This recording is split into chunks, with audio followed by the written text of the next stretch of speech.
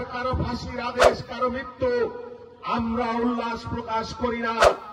এই রাজনীতি আমরা বেগম খালেদা জিয়া শিখাই নাই, এই রাজনীতি তারেক রহমান শিখাই নাই। কিন্তু আপনি যে পাপ করবেন সেই পাপের মূল্য আপনাকে তো দিতেই হবে। আসন্ন জাতীয় সংসদ নির্বাচন উপলক্ষে ফরিদপুরের সদরপুরে উপজেলা যুবদলের আয়োজনে যুব সমাবেশ অনুষ্ঠিত হয়েছে।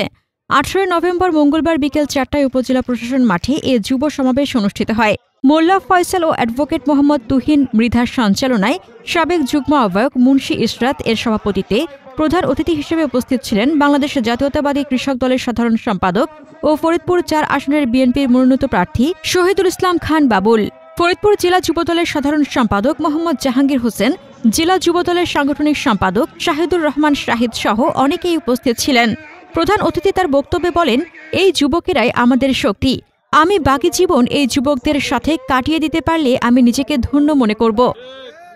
আমাদের বক্তব্য পরিষ্কার, আমরা 17 বছর লড়াই করেছি।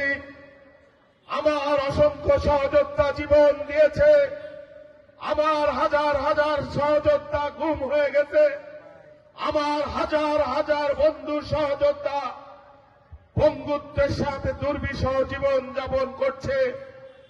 আমরা মাসের পর মাস, দিনের পর দিন আমরা জেল খেটেছি বাংলাদেশে অনির্বাচিত সরকারকে রাখবার জন্য নয়।